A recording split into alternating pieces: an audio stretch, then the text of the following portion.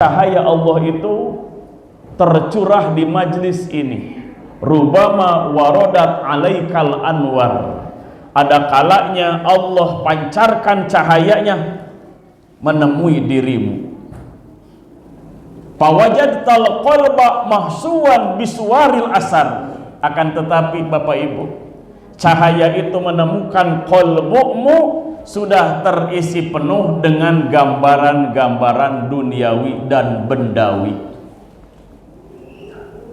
Qalbu yang sudah terisi penuh dengan gambaran-gambaran duniawi, maka cahaya Allah itu partahalat min haitsu najalat, tidak masuk ke dalam qalbu seperti itu, justru kembali kepada asalnya.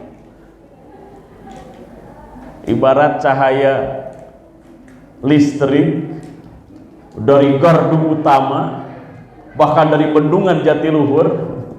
Pernah main ke sana ibu-ibu? Disalurkan lewat instalasi PLN ke sini. Datang ke sini, bohlamnya putus. Nyala atau gelap? Yang salah siapa? PLN atau kita tuan rumahnya? Kalau ingin nyala, pastikan bohlamnya, neonnya nyala, tidak putus. Begitulah gambaran cahaya Allah yang dibawa oleh para nabi, para rasul, dilanjutkan oleh para ulama. Lewat taklimnya, lewat tarbiyahnya, lewat uswahnya. Tapi bagi hati yang terpenuhi dengan gambaran-gambaran duniawi, partahalat min haitsu najalat, cahaya yang mulia itu kembali kepada asalnya. Maka yuk pastikan di malam ini qalbu kita paring qalbaka minal aghyar, buang jauh-jauh, keluarkan gambaran-gambaran dunia dari qalbumu. Ini nasihat Syekh Ibnu Athaillah, seorang ulama sufi besar, seorang wali mursyid. Buang jauh-jauh, kosongkan qalbumu minal aghyar, dari gambaran-gambaran dunia yang menipu daya. Wa mal hayatud dunya illa mata'ul gurur. Dalam Al-Quran ditegaskan oleh Allah, tidaklah kehidupan dunia itu adalah kesenangan yang menipu. Karena orang yang mengejar-ngejar kesenangan dunia, ujungnya tertipu dan rugi sekaligus menyesali diri. Bismillahirrahmanirrahim. Assalamualaikum warahmatullahi wabarakatuh.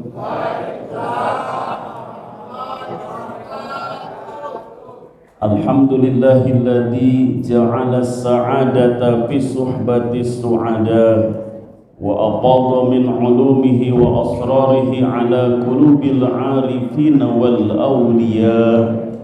Ashhadu an la ilaha illallah wahdahu la syarika lah, wa ashhadu anna Muhammadan abduhu wa rasuluh alladzi la nabiyya ba'dah.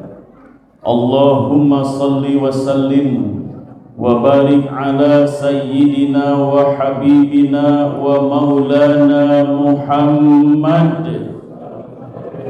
al-fatihi lima ughliqa wal khatimi lima sabaqa nasiril haqqi bil haqq wal hadi ila siratikal mustaqim wa ala alihi wa sahbihi haqqa qadrihi wa miqdarihil azim fi kulli lamhatin wa nafasin adada ma wasi'ahu ilmullah, amma ba'd. Faqala Allah ta'ala fil Qur'anil Karim, a'udzu billahi minas syaitonir rajim. Bismillahirrahmanirrahim. Ya ayyuhan nabiyyu inna arsalnaka syahidan wa mubasysyiran wa nadhira wa da'iyan ilallahi biiznihi wa sirajan munira. Al-ayah. Sadaqallahul azim. Wa qala Rasulullah sallallahu alaihi wasallam, man shalla alayya salatan wahidatan sallallahu alaihi asra wa hutat anhu asyra khati'atin wa rufi'at lahu asyra darajatin. Wa qala al-muallif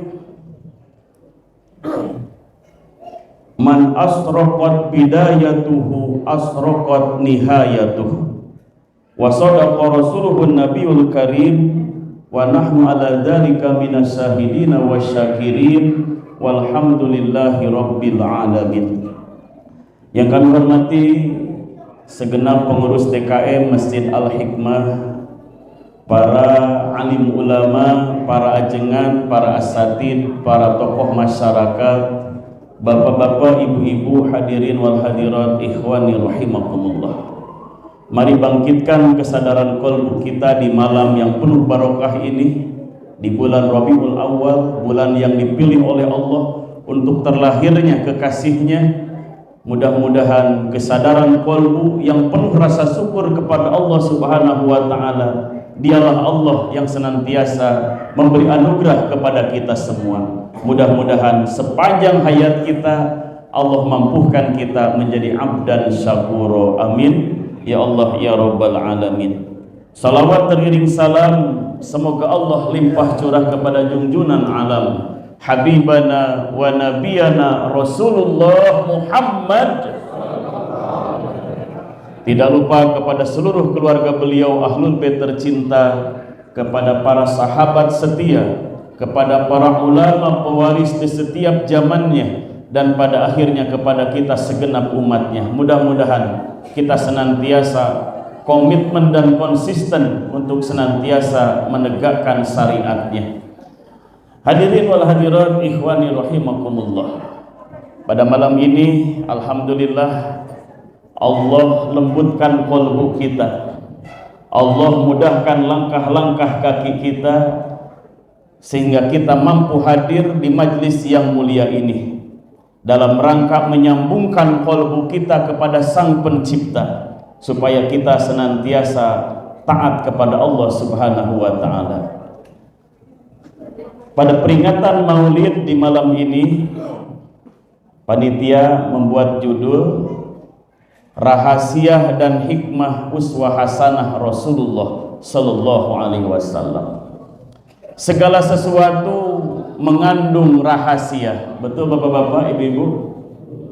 Ini yang ada di depan kita, ada makanan, ada buah-buahan. Kita ambil buah-buahan. Jeruk itu ada rahasianya tidak? Ada. Ada vitamin C yang begitu tinggi dan tubuh kita membutuhkan vitamin C itu. Betul tidak? Kalau nggak tahu rahasianya, mau dimakan atau tidak? Tapi kalau tahu rahasianya, dikejar itu, dibeli. Alhamdulillah malam ini disuguhin, nggak usah beli. Begitulah rahasia itu Allah simpan dan Allah ungkap, Allah singkap kepada orang-orang yang dikehendaki. Mudah-mudahan kita termasuk orang yang Allah kehendaki sehingga Allah bukakan rahasia uswah hasanah Rasulullah bagi kita semua. Karena dulu Bapak Ibu ada tokoh besar, pemimpin Quraisy, begitu gembira ketika kelahiran Muhammad bin Abdullah. Akan tetapi seiring perjalanan waktu, ketika Muhammad bin Abdullah mendeklarasikan diri sebagai Nabi dan Rasul Allah di tengah-tengah kaumnya, ia serta-merta menolak, membenci dan memusuhinya. Kenapa itu terjadi? Karena ia tidak bisa melihat dan menyingkap rahasia kenabian yang dibawa oleh Muhammad bin Abdullah. Di dalam Al-Quran diangkat rahasia-rahasia kenabian, yaitu visi misi para nabi, para rasul, terutama nabi terakhir penyempurna seluruh risalah Allah, yaitu Nabi Muhammad sallallahu alaihi wasallam. Tadi dalam muqaddimah dalam surah Al-Ahzab ayat ke-45 dan ke-46, di situ diungkap salah satu rahasia kemuliaan Nabi. A'udzu billahi minasyaitonir rajim. Bismillahirrahmanirrahim. Ya ayuhan nabiyyu, wahai nabi, inna arsalnaka, sesungguhnya kami utus engkau, syahidan, pertama untuk menjadi saksi bagi seluruh manusia, saksi atas kebenaran risalah yang dibawanya, yang diterimanya, wa mubasysyiran wa nadhira, sekaligus pemberi kabar gembira tentang adanya akhirat, di sana ada surga bagi orang yang bertakwa, wa nadhira, sekaligus memberi kabar peringatan adanya neraka bagi orang yang durhaka, wa da'iyan ilallahi, dan Rasul pun sebagai da'i, orang yang menyeru sampai akhir hayat. Semenjak beliau diangkat menjadi nabi dan rasul, beliau tidak jemu menyeru umatnya menuju kepada Allah Subhanahu wa taala biiznihi, dengan izinnya, dengan perintah Allah Subhanahu wa taala. Di akhir ayat ini, wasirajam munira, dan Rasul itu sebagai cahaya yang menerangi alam semesta. Kita akan ambil satu saja di malam ini. Rasul punya rahasia sebagai pelita, sebagai cahaya yang menerangi.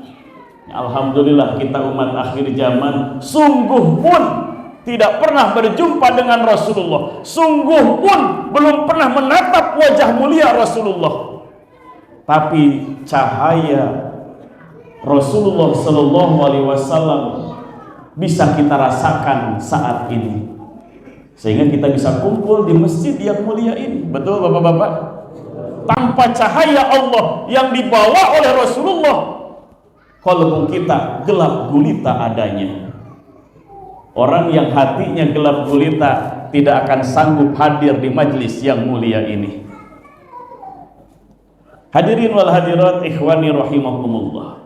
Jadi dalam surah Al-Ahzab di ujung ayat ke-46, Rasul sebagai sirajam munira, cahaya yang menerangi. Tadi dalam bacaan salawat Nabi diungkap, Rasulullah itu laksana, anta samsun, anta badrun, anta nurun fauqa nuri. Ya Rasulullah, engkau laksana matahari yang terbit di pagi hari, menghilangkan kegelapan malam, sehingga bumi ini menjadi terang benderang. Engkau laksana bulan purnama yang menghiasi kegelapan malam, gelapnya malam menjadi indah dengan datangnya sosok bulan purnama. Betul tidak? Begitu indah malam dengan datangnya bulan purnama. Ini adalah gambaran sosok pribadi Rasulullah Sallallahu Alaihi Wasallam, dan kita membutuhkan cahaya. Qalbu ini, bapak-bapak, ibu-ibu, dalam pandangan ilmu tasawuf membutuhkan cahaya. Allah Subhanahu wa taala menjadikan para nabi, para rasul, terutama Rasulullah Muhammad sallallahu alaihi wasallam menjadi cahaya di tengah-tengah kaumnya, di tengah-tengah umatnya. Maka bagi orang yang qalbunya bersih, ia akan menangkap cahaya itu. Tapi sebaliknya, orang yang hatinya terhijab, terhalangi oleh gambaran-gambaran duniawi, maka ia tidak akan bisa menangkap cahaya yang dibawa oleh para nabi, para rasul. Maka PR kita sampai akhir hayat kita nanti adalah tazkiyatun nufus, pembersihan jiwa. Supaya apa? Cahaya Allah yang dipancarkan lewat hadirnya Rasulullah Sallallahu Alaihi Wasallam masuk ke ruang hati kita. Kalau hati kita sudah diterangi dengan cahaya yang datangnya dari Allah Subhanahu wa taala, yang dibawa oleh Rasulullah sallallahu alaihi wasallam, maka qalbu itulah yang akan menggerakkan seluruh anggota tubuh kita tunduk dan taat kepada Allah Subhanahu wa taala. Dalam kitab Hikam, Syekh Ibnu Athaillah menyampaikan bagaimana fungsi cahaya itu. Rubama warodat alaikal anwar. Ada kalanya cahaya Allah itu mendekati kepadamu. Allah pancarkan cahayanya lewat bimbingan agama yang mulia ini mendekati kita, terutama di majlis taklim, di majlis zikir seperti malam ini. Rahasia majlis taklim, majlis zikir kalau diketahui oleh kebanyakan manusia, berebut Pak datang ke sini.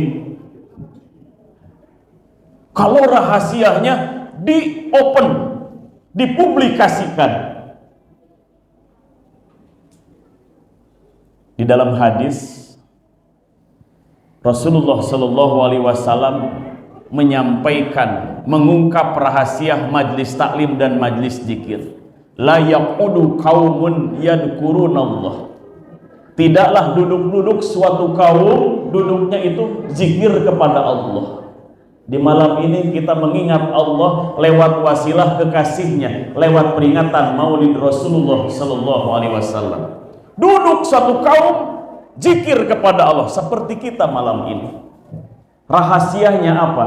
Illa hafathumul malaikah. Kecuali majlis itu dihimpun, diliputi oleh para malaikat. Dalam hadis yang lain, Allah itu memiliki malaikat sayyarah. Allah memiliki malaikat yang pekerjaannya, yang tugasnya itu berjalan-jalan di muka bumi, ditugaskan oleh Allah untuk mencari majlis taklim, mencari majlis zikir. Kalau sudah ketemu, mereka datang memenuhi majlis seperti malam ini. Cuman mereka itu makhluk yang gaib, yang tidak bisa terlihat. Tapi hakikatnya para malaikat memenuhi tempat ini. Apa tugas para malaikat hadir di majlis ini? Wa ghasyiyatuhumur rahmah. Majlis seperti ini diliputi rahmat yang dibawa oleh para malaikat. Maka kita harus bersyukur. Qalbu kita harus bersyukur kepada Allah di malam ini, karena Allah mampukan kita hadir di tempat yang mulia ini. Allah curahkan rahmat cahayanya ke majlis ini. Alhamdulillah. Wa najalat alaihimus sakinah, dan Allah turunkan as-sakinah, ketenangan yang hakiki yang akan menerangi hati kita. Jadi Bapak Ibu yang suka gelisah, ada di sini ibu-ibu yang suka gelisah, rajin-rajin hadir ke majlis taklim, ke majlis zikir. Wa najalat alaihimus sakinah. Allah turunkan seiring datangnya para malaikat as-sakinah ke dalam qalbu kita. Bahkan yang lebih hebat lagi, balasan dari Allah bagi orang yang hadir di majlis zikir, di majlis ta'lim, wa daqarahumullahu fiman indah, dan Allah bangga-banggakan nama mereka. Allah sebut-sebut nama mereka yang hadir di majlis ta'lim, di majlis zikir, di hadapan para malaikat. Disebut Pak, Bu, nama kita. Subhanallah. Rakyat berprestasi disebut-sebut namanya oleh seorang presiden. Seneng gak rakyat itu? Karena prestasinya diundang ke istana. Di hadapan para menteri, presiden itu menyatakan, lihat, Fulan bin Fulan rakyat ini di kampungnya membuat prestasi. Itu baru dipuji oleh sesama manusia, senang luar biasa. Lalu bagaimana kalau dipuji oleh Sang Pencipta yang menciptakan kita semua? Itulah hebatnya, mulianya majlis zikir dan majlis ta'lim. orang yang hadir di tempat seperti itu, Allah bangga-banggakan namanya di hadapan para malaikat. Alhamdulillah. Nah, ini cahaya Allah itu tercurah di majlis ini. Rubama warodat alaikal anwar. Ada kalanya Allah pancarkan cahayanya menemui dirimu. Fawajadtal qalba mahsuwan biswaril asar. Akan tetapi Bapak Ibu, cahaya itu menemukan qalbumu sudah terisi penuh dengan gambaran-gambaran duniawi dan bendawi. Qalbu yang sudah terisi penuh dengan gambaran-gambaran duniawi, maka cahaya Allah itu partahalat min haitsu najalat, tidak masuk ke dalam qalbu seperti itu, justru kembali kepada asalnya. Ibarat cahaya listrik dari gardu utama, bahkan dari bendungan Jatiluhur. Pernah main ke sana ibu-ibu? Disalurkan lewat instalasi PLN ke sini. Datang ke sini, bohlamnya putus. Nyala atau gelap? Yang salah siapa? PLN atau kita tuan rumahnya? Kalau ingin nyala, pastikan bohlamnya, neonnya nyala, tidak putus. Begitulah gambaran cahaya Allah yang dibawa oleh para nabi, para rasul, dilanjutkan oleh para ulama lewat taklimnya, lewat tarbiyahnya, lewat uswahnya. Tapi bagi hati yang terpenuhi dengan gambaran-gambaran duniawi, partahalat min haitsu najalat, cahaya yang mulia itu kembali kepada asalnya. Maka yuk pastikan di malam ini kolbu kita parig kolbaka minal aghyar, buang jauh-jauh, keluarkan gambaran-gambaran dunia dari kolbumu.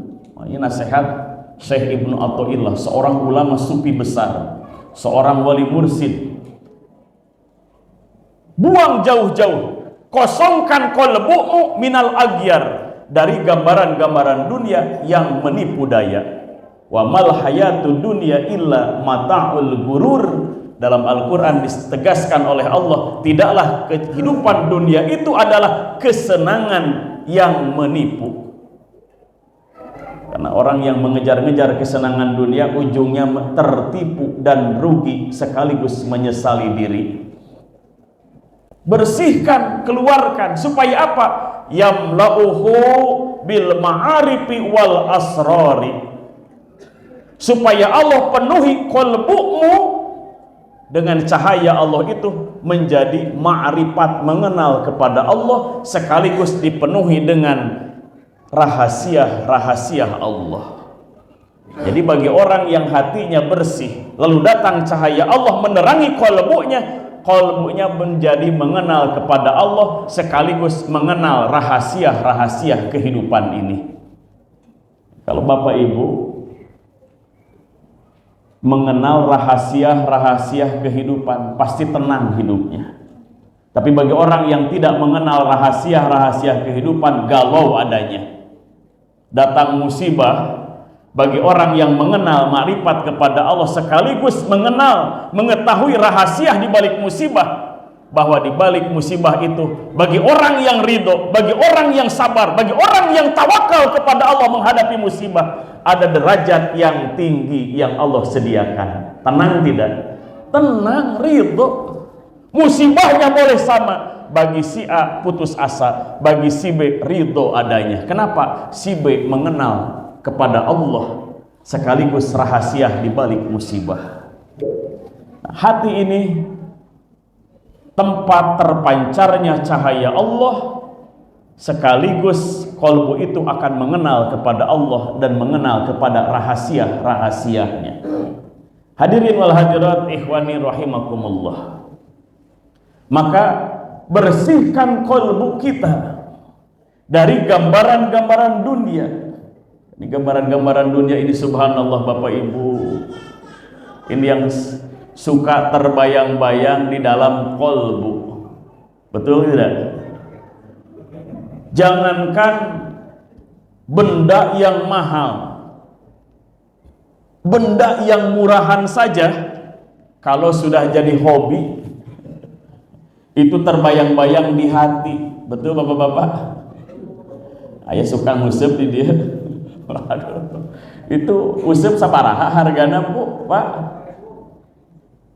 Kalau terlalu cinta jadi hobi, masuk ke hati. Lagi sholat, takbiratul ihram, Allahu Akbar, terbayang umbul-umbul. Yang ketawa tuh Kang Usep, ketahuan ini. Gak apa-apa kalau refreshing seminggu sekali, yang penting jangan tiap hari. Kasihan ibu-ibu.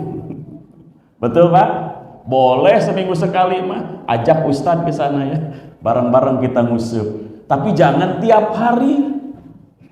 Kasihan ibu-ibu ya yang di rumah. Itu terbayang apa? Umbul-umbul. Kalau geraknya cepat, wah, apa tuh Pak? Minimal lele lah. Wah, ikan gabus. Waduh. Masuk ke hati, mengganggu sholat kita. Sering terjadi Pak ya. Ibu-ibu, waduh, ini bendawi yang lucu, rajin ke pengajian, yang dilihat tas temennya, pakaian temennya, itu tas temen ada di hatinya. Ketika sholat terbayang tas temennya, akhirnya rewel sama suami. Yang ketawa ibu-ibu begitu ya. Nah, bersihkan qalbu kita dari gambaran-gambaran dunia. Bagaimana caranya? Maka ilmu tasawuf, Syekh Muhammad Amin Al-Qurdi rahimahullah menjelaskan fungsi ilmu tasawuf. Fahadu tasawufu huwa ilmun yuraku bihi ahwalun nafsi mahmuduha wa madmumuha. Definisi ilmu tasawuf itu adalah ilmu yang dengan ilmu itu diketahui tentang kondisi jiwa manusia. Ada kondisi jiwa, kondisi kolbu yang mahmudah, terpuji. Ada kondisi jiwa yang madmumah, tercela. Ya, alhamdulillah tadi dilantunkan sholawat berulang-ulang. Rahasia di balik sholawat, subhanallah. Rasul menyampaikan, man sholla alayya sholatan wahidatan. Barang siapa yang melantunkan sholawat, yang mengucapkan sholawat kepadaku, diiringi dengan rasa cinta dan rindu kepadaku. Syaratnya itu, bapak-bapak, ibu-ibu. Sholawat kepada Nabi iringi rasa cinta dan rindu kepada beliau, mengagumi akhlak mulia beliau. Apa balasannya? Sallallahu alaihi asra. Maka Allah akan membalas kepadanya asra solawatin, 10 solawat. Allah balas orang yang solawat kepada kekasihnya dengan 10 solawat. Subhanallah. Kita solawat kepada Nabi, 1 kali solawat diiringi rasa cinta, rindu, iman kepada Nabi, mengagumi akhlak Nabi, maka Allah balas asra salawatin, 10 solawat. Bagaimana bentuk salawatnya Allah kepada kita? Allah curahkan perhatiannya, Allah curahkan perlindungannya, Allah curahkan cahayanya untuk kita. Sehingga orang yang rajin sholawat atas dasar cinta kepada Nabi, wa huttat anhu asyra khotiatin, Allah akan gugurkan baginya 10 keburukan. Maka ini peringatan Maulid ini banyak rahasianya ini. Ini kalau diungkap semuanya sampai subuh ibu-ibu. Siap nggak Bu?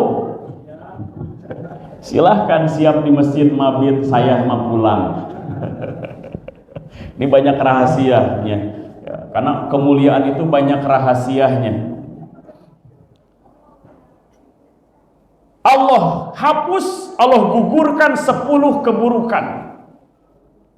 Bahkan setelah Allah bersihkan, wa rufi'at lahu asyra darajatin, Allah angkat baginya 10 derajat yang mulia. Penting maulid Nabi. Kalau di rumah sholawatnya lemah, nggak semangat. Tapi kalau dengan maulid Nabi, sholawatnya semangat. Betul tidak? Semangat karena rasa cinta kepada beliau.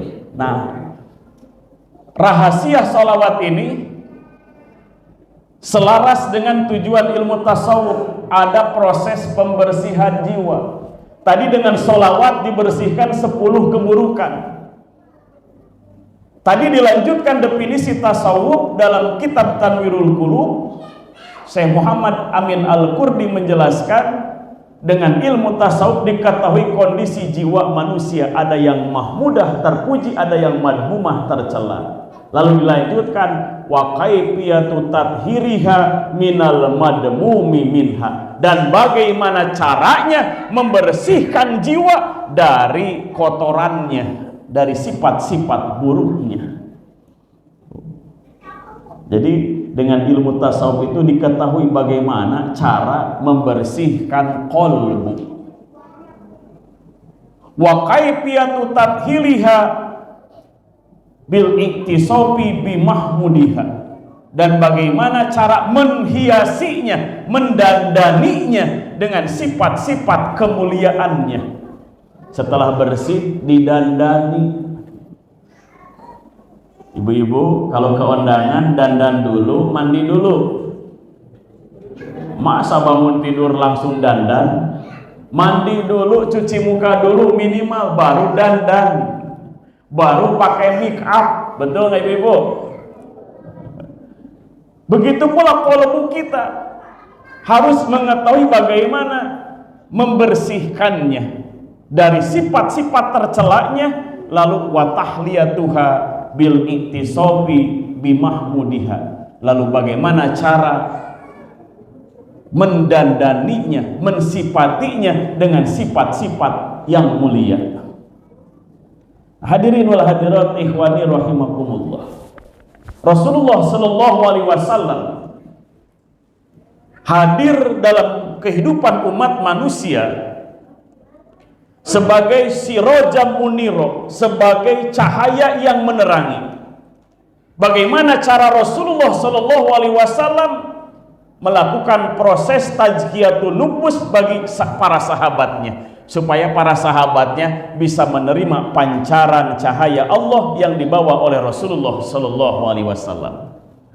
Maka lihat dalam surah An-Nisa, fungsi Rasulullah sallallahu alaihi wasallam bagi para sahabat dan bagi umat kita akhir zaman. A'udzu billahi minasyaitonir rajim. Bismillahirrahmanirrahim. Wa ma arsalna mir rasulin illa liyuta'a biidznillah. Diawali dengan pernyataan dari Allah Subhanahu wa taala tentang kewajiban kita sebagai umat kepada rasulnya. Tidaklah kami utus seorang rasul kecuali illa liyuta'a biidznillah, kecuali untuk ditaati biiznillah, atas izin Allah, atas perintah Allah. Kita taat, kita iman, kita cinta kepada Nabi biiznillah, itu semua atas perintah Allah. Jangan sampai kita terpengaruh dengan jargon-jargon, jangan berlebihan mencintai Nabi. Kok bisa ada jargon seperti itu? Mencintai Nabi akan beriringan dengan tumbuhnya rasa cinta kepada Allah. Mencintai Nabi akan beriringan dengan tumbuhnya ketaatan kepada Allah dan Rasulnya.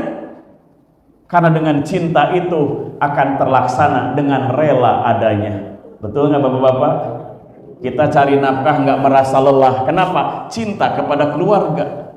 Tapi kalau sudah mulai redup cintanya, hati-hati, nafkah terasa capek, lelah dan bosan. Itu tanda cinta kita kepada keluarga mulai berkurang. Itulah cinta, mahabbah kepada Rasul, supaya tumbuh ketaatan. Karena dengan cinta itu menjadi rela taat kepada beliau. Bagaimana bentuk teknisnya ketaatan sahabat kepada Nabi waktu itu?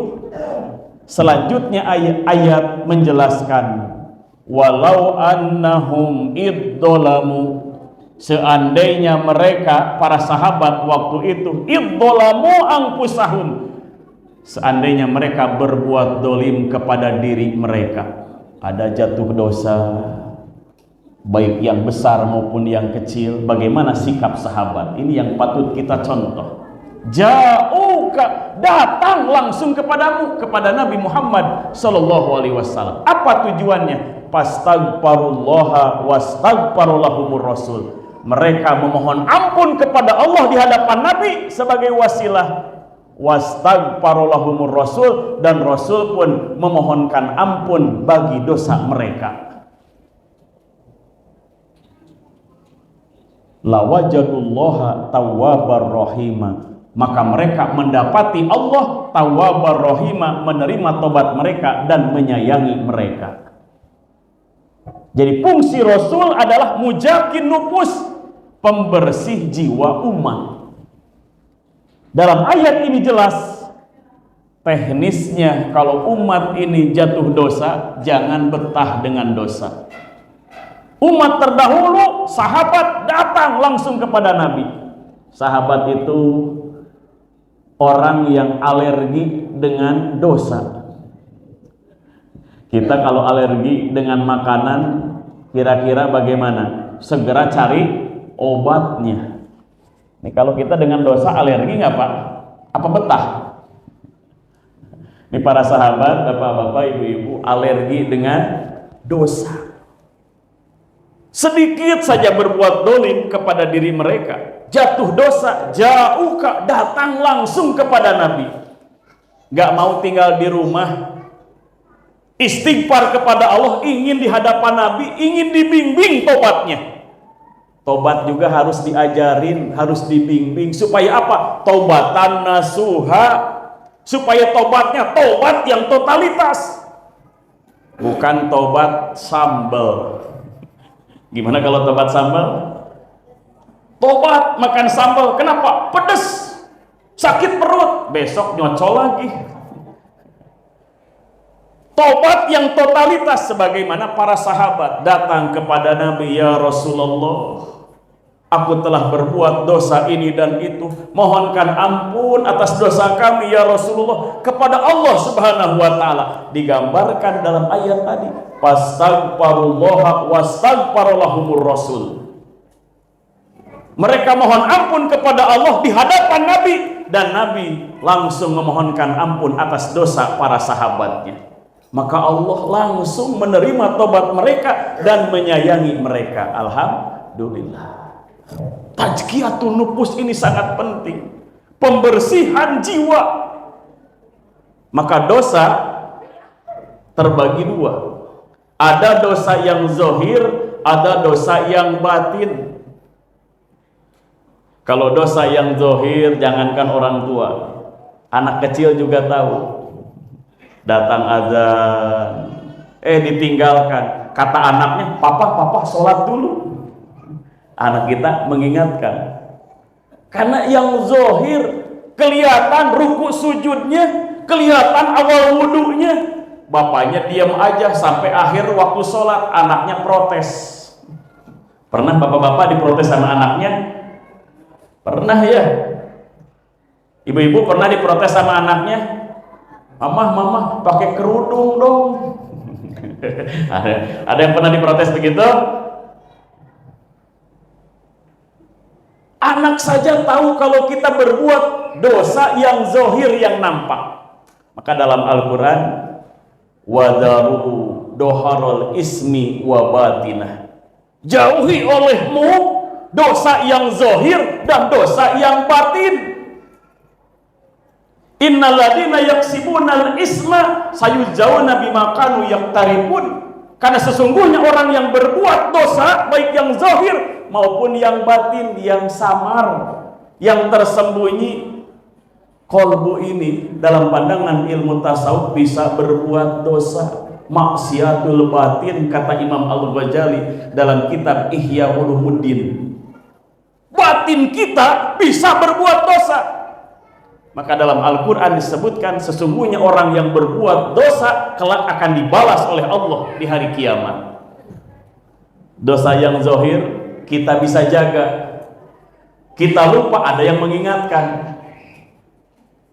Ada orang sini ngaku muslim tapi sholatnya ngadep ke timur, padahal mihrabnya di sini, kiblatnya ke sana. Gampang nggak negurnya? Pak kiblatnya salah. Kalau ke timur, kiblatnya di sana Pak, di barat. Kalau di Indonesia, gampang. Tapi ada dosa yang tersembunyi. Jangankan orang lain, diri kita sendiri yang sedang berdosa pun tidak sadar karenanya. Dosa yang batin, kolbu kita berbuat dosa. Dan itu bisa terjadi di mana saja. Sungguh pun fisiknya sedang duduk di masjid, tapi batin kita, maaf Bapak Ibu, bisa terkena dosa. Lagi duduk enak dengerin nasihat, melantunkan sholawat, lirikan mata kita melihat rezeki orang lain, teman sebaya, alumni, tapi rezekinya jauh lebih berlimpah. Iri hatinya dengan rezeki temannya, maka hati yang sedang iri sedang jatuh dosa adanya. Ibu-ibu sering jatuh iri, hasad namanya. Ini iri ini membuat hati kita menjadi sempit, mendadak cemberut wajah kita. Betul nggak ibu-ibu? Lihat parkiran teman, padahal teman bareng-bareng sekolah, kuliahnya bareng, kerjanya bareng, kok parkirannya mobil mewah? Timbul hasad iri. Itulah dosa yang tersembunyi, dosa yang batin. Maka harus dibersihkan. Supaya apa? Cahaya Allah yang dibawa oleh Rasulullah Sallallahu Alaihi Wasallam masuk ke dalam qalbu kita. Yuk kita lihat bagaimana Rasulullah Sallallahu Alaihi Wasallam mengajarkan, mentarbiyah para sahabat sampai kepada isi hati sahabat dididik, ditarbiyah oleh Rasulullah. Ini tugas seperti ini dilanjutkan oleh para ulama pewarisnya, ulama yang selalu menyingkap, membedah isi kolbu kita. Bukan sekedar mengajarkan bagaimana cara wudhu, cara sholat, bukan sebatas itu, tapi bagaimana sikap kolbu kita ketika sholat. Rasulullah Sallallahu Alaihi Wasallam menyampaikan rasa khawatir beliau kepada kita sebagai umatnya. Beliau menyampaikan, inna akhwafa ma akhafu ala ummati al-israku billah. Sesungguhnya aku mengkhawatirkan, aku takut umatku terkena penyakit syirik kepada Allah. Syirik yang seperti apa? Rasulullah langsung melarat, langsung meralat kata-kata beliau. Amma ini lastu akul, akan tetapi aku tidak bermaksud berkata ya abuduna samsan, umatku kembali beribadah menyembah matahari. Wala qamaron, aku pun tidak bermaksud bahwa umatku kembali menyembah bulan. Wala wasanan, begitu pula aku tidak bermaksud bahwa umatku kembali berbuat syirik dengan menyembah berhala. Bukan itu yang aku maksud, bukan itu yang aku takutkan. Walakin a'malan li ghairillah, akan tetapi yang aku takutkan terjadi kepada umatku adalah beramal untuk selain Allah. Ini yang ditakutkan oleh Rasulullah. Kita beramal, kita taat, kita ibadah, tetapi li ghairillah, untuk selain Allah. Ini yang ditakutkan, ini yang dikhawatirkan oleh Rasulullah terjadi pada diri umatnya. Wa syahwatan khafiyatan, dan syahwat yang samar. Jadi pada diri kita itu ada nafsu. Tadi ada nafsu yang terpuji, ada nafsu yang tercela.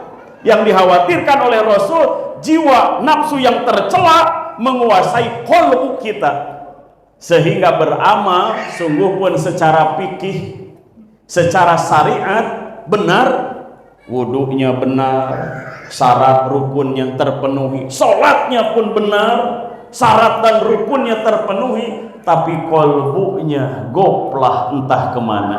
Fawailul lil musallin alladzina hum an salatihim sahun alladzina hum yuraun. Lihat dalam surah Al-Maun terdeteksi, terbongkar isian qalbu.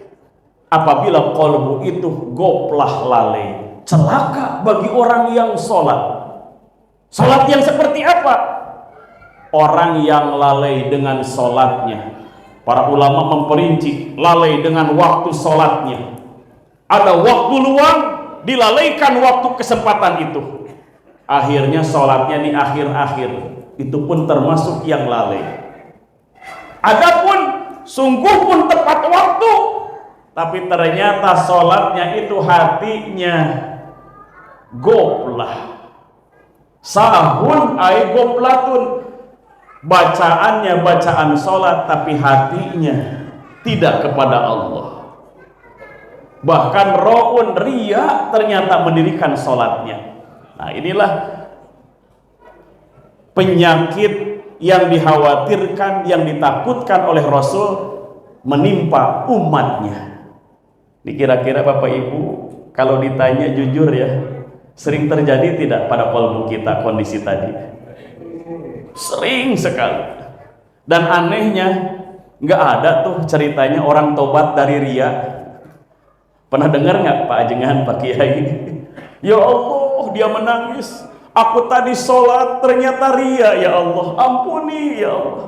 Ya Allah, aku kemarin sodakoh ternyata riya, ya Allah. Ada seperti itu? Kalau orang tobat, ya Allah, kemarin aku mabuk-mabukan banyak, aku tobat ya Allah. Banyak tobat seperti itu. Tapi tobat dari dosa yang batin ini jarang sekali. Maka hikmah maulid di malam ini, kita belajar mentobati penyakit-penyakit batin kita, dosa-dosa yang batin. Siap semuanya Bapak-Bapak, Ibu-Ibu? Kita harus belajar menelisik isi kolbu kita. Kita harus waspada pada diri sendiri. Kita harus curiga kepada diri sendiri. Yang nggak boleh itu curiga sama orang lain. Yang nggak boleh itu waspada sama orang lain. Ada orang sholat waspada, wah jangan-jangan kotak amal hilang nanti. Yang harus curiga, yang harus waspada itu kepada diri kita sendiri. Jangan-jangan tadi sholat isya kemana ya kolbunya? Kemana Bu? Tadi lagi sholat isya, kolbunya kemana Pak? Waduh, tadi maghrib ayam jago belum dimasukin kandang. Gimana sholatnya Pak? Padahal juara Jabar katanya itu ayam jago itu. Nah, Rasulullah Shallallahu Alaihi Wasallam tadi menyatakan, yang paling aku takutkan menimpa umatku adalah berbuat syirik kepada Allah. Tapi yang dimaksud syirik itu, kata Rasul, bukan umatku kembali menyembah matahari, kembali umatku menyembah bulan, kembali umatku menyembah berhala, bukan itu. Tetapi yang akan terjadi kepada umatku itu a'malan li ghairillah, beramal tapi untuk selain Allah, ingin ditilai oleh orang lain. Maka riya ini dalam satu hadis disebut syirik asghar, syirik yang kecil. Dan ini pun pernah disampaikan oleh Rasulullah Shallallahu Alaihi Wasallam di hadapan para sahabat. Rasul menyampaikan, inna ahwaqa ma atahawwaqu alaikum asyirkul asghar. Sesungguhnya yang paling aku takutkan menimpa kalian wahai para sahabat adalah kalian berbuat syirik yang kecil. Maka para sahabat kaget dan bertanya, wa masyirkul asghar ya Rasulullah, apa yang dimaksud syirik yang kecil itu ya Rasulullah? Maka Rasul segera menjawab, ar-riya'u, riya, beramal tapi niatnya ingin ditilai, ingin dilihat, ingin dipuji oleh orang lain. Maka orang yang seperti itu Rasul menyampaikan dalam selanjutnya hadis tadi, yaqulullahu azza wa jalla lahum yaumal qiyamati idza jujiyan nasu bi a'malihim. Maka Allah akan menyeru kepada orang-orang yang beramal ketika di dunia tapi ria adanya, niatnya ingin dipuji oleh orang lain. Apa seruan Allah? Ketika manusia terkumpul di mahsyar akan menerima balasan. Kalau dosa dibalas dengan azab, naudzubillah. Kalau amal soleh dibalas dengan pahala dan surga, alhamdulillah. Tapi bagi orang yang ria dikumpulkan oleh Allah Subhanahu wa taala. Allah menyeru, apa seruannya? Idhabu, pergilah kalian, diusir oleh Allah. Pergilah dari hadapanku. Kepada siapa disuruh mereka pergi? Ilal ladina kuntum turauna fid dunya.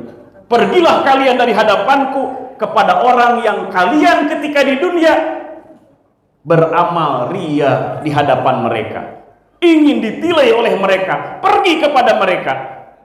Pangduru hal tajiduna indahum jazaan. Lihat oleh kalian, apakah mereka punya pahala? Apakah mereka punya surga?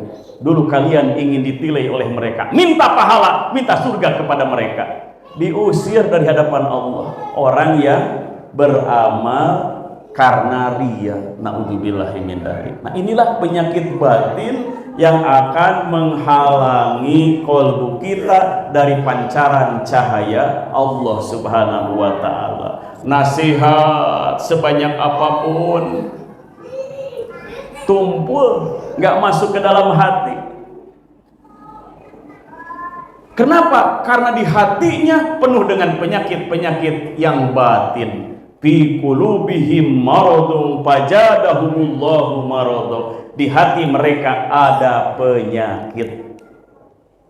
Tidak ditobati, penyakitnya ditambah-tambah oleh Allah Subhanahu wa taala. Nah, mudah-mudahan hikmah Maulid di malam ini kita mengenal ternyata ada dosa yang batin, di antaranya ujub dan riya.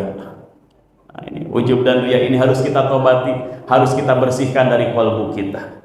Ini orang riya, Bapak Ibu, dalam kitab Ihya Ulumuddin, Sayyidina Ali menyampaikan tanda-tandanya supaya kita terhindar dari tanda-tandanya. Kalau tahu tanda-tandanya kita hindari. Imam Al-Ghazali menyebutkan dalam kitab itu, lil muroi salasu alamatin.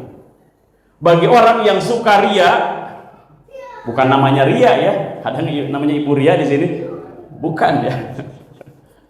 Bagi orang yang ria dalam beramal, dalam ibadah, ada 3 alamat yang jelas. Apa tandanya? Mudah-mudahan kita nggak ada nih. Ketiga-tiganya kita bersih dari tanda-tanda yang jelek ini. Yang pertama, yaksalu idakana wahdah.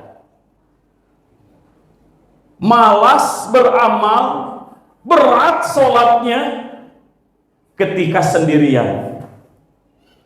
Ibu-ibu, kalau sholat sendiri berat, hati-hati, salah satu tanda riya. Wayan satu idakana pinnas, tapi semangat kalau di hadapan manusia. Wah, banyak orang nih semangat ngaji, semangat sholatnya, nggak cukup yang wajib, yang nawafil, ba'diyah, qobliyah dikerjakan. Kalau pinnas di hadapan manusia, ini pernah nggak ngalamin bapak-bapak, ibu-ibu? Kalau sendiri berat, ya sholatnya juga kalau bacaan sholat pakai kulhu palak binas. Tapi kalau di hadapan orang banyak, wah, surah Al-Baqarah dibaca 2 juz tuh. Pegal ya. Hati-hati. Kenapa? Dalam hadis qudsi Allah itu menilai amal manusia itu tergantung hati, bukan tampilannya. Innallaha la yanzuru ila ajsamikum wala ila suwarikum walakin yanzuru ila qulubikum wa amalikum. Sesungguhnya Allah tidak melihat, tidak menilai kepada penampilanmu, bentuk fisikmu, hartamu, jabatanmu, tidak ditilai oleh Allah. Tapi yang dilihat, yang ditilai oleh Allah adalah terlebih dahulu qalbumu. Apa isi qalbunya? Maka lihat orang yang ria, kalau sendiri yaksalu ida kana wahdah, berat melaksanakan ibadah. Ya udahlah, yang wajib aja, yang penting gugur kewajiban. Wayan satu ida kana pinnas, semangat kalau di hadapan manusia karena ingin ditilai. Wah, jangankan yang 5 waktu, yang qobliyah ba'diyah pun dikerjakan. Ya kalau untuk tahapan belajar nggak apa-apalah, ria-ria dikit ya, lama-lama ikhlas nanti. Ini mentang-mentang takut ria, akhirnya nggak pernah sholat lagi. Wah, ini salah juga ya menyikapinya. Lalu tanda yang lainnya, wa unsiya ida wa yajidu fil amali ida unsiya alaih. Dan bertambah amalnya, meningkat amalnya kalau dipuji. Wa yajidul amali ida unsiya alaih. Akan terus bertambah amalnya kalau dipuji sama orang lain. Hati-hati, kalau kita dapat pujian, meningkat amalnya. Itu adalah bagian daripada tanda ria. Wa yankusu ida dumma. Dan berkurang amalnya kalau dicela, kalau dihina. Dipuji, wah tambah sodakohnya. Tapi kalau dikritik, nggak sodakoh lagi. Oh, berarti sodakoh yang kemarin adalah ria adanya. Mudah-mudahan kita dibersihkan oleh Allah dari penyakit-penyakit yang batin. Karena kalau penyakit-penyakit yang zohir gampang obatnya, bapak-bapak, ibu-ibu. Sakit gigi langsung datang ke dokter, tengah malam ada obatnya di apotek, betul tidak? Tapi kalau tengah malam hati kita terkena hasad, lagi tidur kok gelisah, kenapa? Di hati kita mobil mewah orang lain, di hati kita pakaian orang lain, di hati kita rumah mewah orang lain, kok susah tidur? Hati-hati, itu penyakit batin. Ditobatin, segera istighfar, mohon ampun kepada Allah Subhanahu wa ta'ala. Nah, bapak-bapak, ibu-ibu, itulah rahasia dan hikmah uswah hasanah Rasul akan tersingkap kalau qalbu umat ini bersih dari penyakit-penyakit batin. Sehingga dalam beramal itu niatnya ikhlas. Kalau niatnya ikhlas, maka nanti buahnya itu adalah ridho dari Allah Subhanahu wa ta'ala. Sebagaimana salah satu ungkapan dalam kitab Hikam tadi dalam muqaddimah, man asraqat bidayatuh, barang siapa yang mengawali ibadahnya dengan pancaran cahaya ikhlas, yang mengawalinya adalah keikhlasan, wa asraqat nihayatuh, maka puncaknya, buahnya pun akan bercahaya pula. Niat yang ikhlas mengawali ibadah kita, maka akan berbuah manisnya iman. Tapi kalau niatnya di awal gelap, niatnya karena ingin dipuji oleh manusia, yang disebut riya tadi dibahas, maka tidak akan pernah berbuah.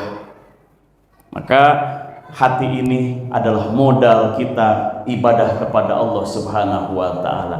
Hati yang bersih, jiwa yang fitrah, inilah yang akan senantiasa dipancarkan cahaya Allah ke dalam qalbunya, sehingga qalbu itulah yang akan menggerakkan ketaatan kepada Allah sampai akhir hayat kita nanti. Bahkan cahaya ini, bapak-bapak, ibu-ibu, akan Allah sempurnakan di mahsyar nanti. Orang yang bercahaya qalbunya di dunia akan bercahaya pula di akhirat nanti. Dalam Al-Quran surah Ali Imran dinyatakan ada wajah manusia itu yang putih, bersih, bercahaya. Yauma tabyaddu wujuhu wa taswaddu wujuh. Hari di mahsyar nanti ada yang dibersihkan wajahnya, bercahaya seperti bulan purnama, karena kolbunya dirawat semenjak di dunia. Wataswaddu wujuh, dan ada yang wajahnya gelap hitam, penuh kehinaan, karena hatinya semenjak di dunia dalam kondisi dulumat kegelapan. Hadirin wal hadirat ikhwani rahimakumullah, demikian hikmah maulid yang bisa disampaikan, mudah-mudahan besar manfaat bagi kita semua,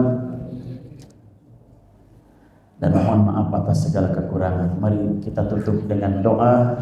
Betapa butuh kita kepada Allah, banyak hajat, banyak cita-cita. Mudah-mudahan mumpung kita masih di majelis zikir, mumpung kita masih di majelis ilmu, mumpung para malaikat menyaksikan kita semua dan akan mengaminkan permohonan kita, mari sama-sama angkat kedua tangan kita munajat kepada Allah Subhanahu wa taala. Allahumma shalli ala sayyidina Muhammad wa ala ali sayyidina Muhammad walhamdulillahi rabbil alamin. Ilahana dawiqna ya dal jalali wal ikram, laddata jami'i asma'ika wa sifatika wa musyahadati datik bi tajalliyatika bi adamatik, kama dawaqta dalika nabiyyaka Muhammadan sallallahu alaihi wasallam bi hadrati kunsikal a'la bika minka fika laka dzauqan ilahiyan jamaliyan kamaliyan ihatiyan ijmaliyan tafsiliyan bidatikal munajjah. Ya Rabb, duhai Tuhan kami ya Rabb, kami teramat butuh dengan ampunan-Mu ya Rabb. Kami di malam ini taubat kepadamu ya Rabb. Berikan kami kemampuan tobat yang istiqomah sampai akhir hayat ya Rabb. Ya Rabb, jangan Engkau sisakan ada dosa di hati kami terbawa ke alam barzah. Ya Rabb, di malam ini kami pun teringat dengan jasa baik orang tua kami ya Rabb. Mereka banyak yang sudah kembali ke alam barzah. Jadikan alam barzahnya raudhatum min riyadil jannah. Ya Rabb, kami yang masih hidup di dunia ini, suatu saat nanti kematian akan menjemput kami ya Rabb. Bimbing hati kami dan lisan kami ketika detik-detik sakaratul maut, ketika detik-detik tangan malakal maut menggenggam ruh kami. Izinkan lisan dan hati kami mengucapkan kalimah thayyibah, kalimah la ilaha illallah, mengiringi ruh keluar dari jasad kami. Ya Rabb, Rabbana atina fid dunya hasanah wa fil akhirati hasanah wa qina adzabannar. Mumpung kami masih di alam dunia ya Rabb, berikan hasanah kehidupan dunia kami, hasanah dalam urusan rumah tangga kami. Jadikan suami kami imam di tengah-tengah keluarga kami. Jadikan istri kami istri yang solehah. Jadikan anak keturunan kami anak keturunan yang soleh-solehah. Ya Rabb, kelak kami masuk negeri akhirat. Berikan hasanah akhirat bagi kami. Ridho dan surga-Mu ya Rabb berikan kepada kami. Hindarkan kami ya Rabb dari siksa api neraka. Wa sallallahu ala sayyidina Muhammadin nabiyil ummi wa ala alihi wa sahbihi wasallam walhamdulillahi rabbil alamin. As'alukal ijabah al-Fatihah. A'udzubillahi minasyaitonir rajim. Bismillahirrahmanirrahim. Alhamdulillahirabbil alamin. Arrahmanir rahim. Maliki yaumiddin. Iyyaka na'budu wa iyyaka nasta'in. Ihdinas siratal mustaqim. Siratal ladzina an'amta 'alaihim ghairil maghdubi 'alaihim waladdallin. Hasbunallah wa ni'mal wakil, ni'mal maula wa ni'man nasir. Subhanakallahumma wa bihamdik, asyhadu an la ilaha illa anta, astaghfiruka wa atubu ilaik. Wal 'afwu minkum. Assalamualaikum warahmatullahi wabarakatuh.